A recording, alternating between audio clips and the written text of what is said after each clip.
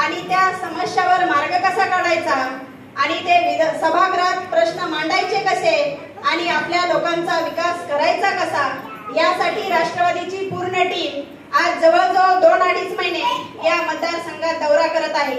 या मागचा आमचा एकच हेतू आहे की विकास हा गावातल्या शेवटच्या नागरिकापर्यंत पोहोचला पाहिजे।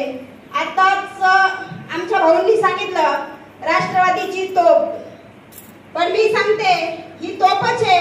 समोरून जेव्हा आम्ही सत्याच्या बाजूने धर्माच्या बाजूने बोलतो तेव्हा तुमच्या त्या दिवाळीत एक छोटीशी बंदूक असते खेळणी आणि त्याच्यात टिकल्या टाकतात आणि ते वाजवतात।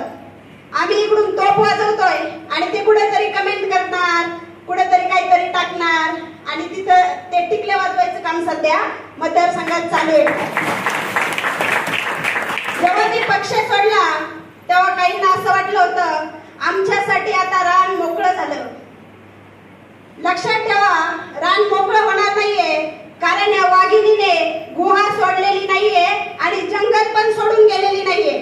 आणि तुम्हाला ज्यांना ज्यांना वाटत असेल रान मोकळं झालं त्यांच्यासाठी सांगून ठेवते, मराठवाड्याच्या भाषेत रान मोकळं करून नाही आले, रान नांगरून आलेले आहे। कुणीतरी सांगतात तुमची ओळख कुणामुळं?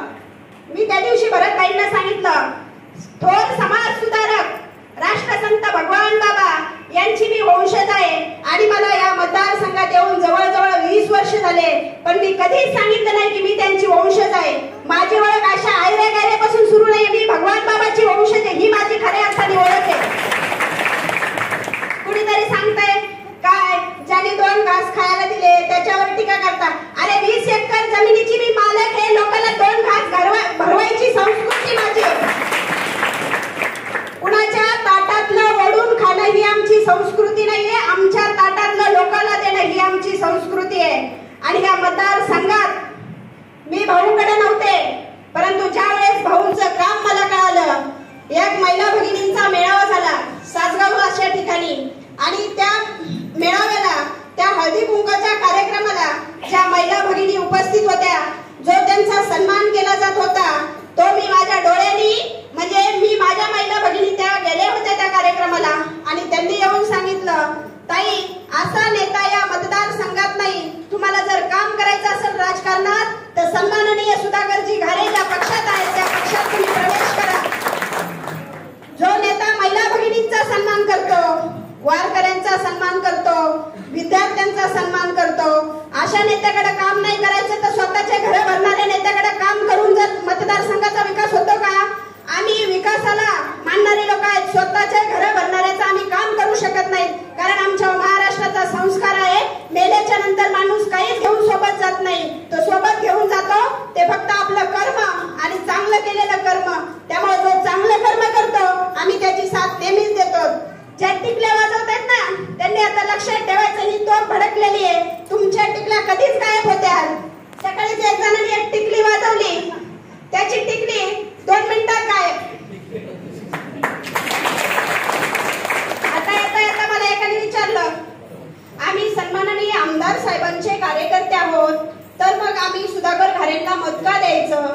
त्याला एका भाषेत सांगितलं सुधा भाऊंचा भाऊ कुठल्याही कंपनीच्या गेटवर जाणार नाही, सुधा भाऊंचा भाचा कुठेही ठेकेदारी घेणार नाही आणि सुधा भाऊ कडे कुठलाही कार्यकर्ता जेव्हा जाईल तेव्हा त्याला हे उत्तर मिळणार आहे बोल लवकर चल बोल मला मुंबईला जायचंय असं उत्तर मिळणार नाही। महिला भगिनी सकाळी 10 वाजता गेलेली महिला भगिनी स्वतःच्या कामासाठी जाते, प्रश्न असतात, नागरिक असतात, लोकप्रतिनिधीकडे मांडायचे असतात आणि तिला 3-3 वाजेपर्यंत बिना चहा पाण्याचं बसावं लागतं। असं आमच्या सुधा भाऊंच्या तिथे होणार नाही। चहा पाण्यापासून ते तू जेवणापर्यंत आणि सगळ्यात महत्त्वाची गोष्ट तू आल्या आल्या महिला असो नागरिक असो भाऊ तुमच्या समस्या सांगा आणि त्या समस्येचं उत्तर तुम्हाला तिथंच मिळेल, अशी वेळ तुमच्यावर येणार नाही। म्हणून मी भाऊंची हमी घेते, म्हणून सुधाकर भाऊला मतदान करायचं हे मी त्या शिंदे गटाच्या कार्यकर्त्यांना सांगून जेव्हा आपण काम करत असतो। आज इथं पत्रकार साक्षीला आहेत, जवळजवळ मला 15-20 वर्षापासून सगळेजण ओळखत असतील। मी माझ्या स्वतःच्या पैशाने कार्यक्रम केले की नाही याला सगळे पत्रकार साक्षीदार आहेत।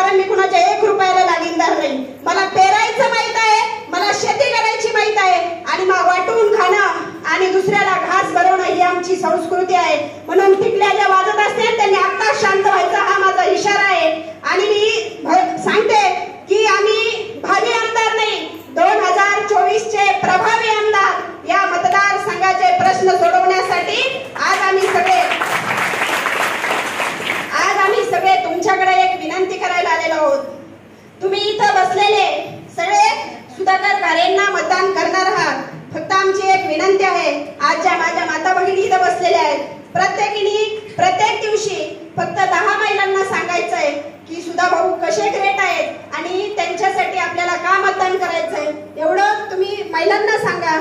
पुरुष मंडळीला सांगा आणि जे युवक बसलेले आहेत ते सोशल मीडियाचा चांगल्या कामासाठी वापर करा. भाऊंनी जे चांगले कामं केलेले आहेत ते लोकांपर्यंत पोहोचवा आणि भाऊंना भरघोस मतांनी या निंबोडा पंचायत समितीत तुमच्या नगर परिषदेमधून मतदान करा एवढीच विनंती करते आणि थांबते. जय हिंद, जय महाराष्ट्र.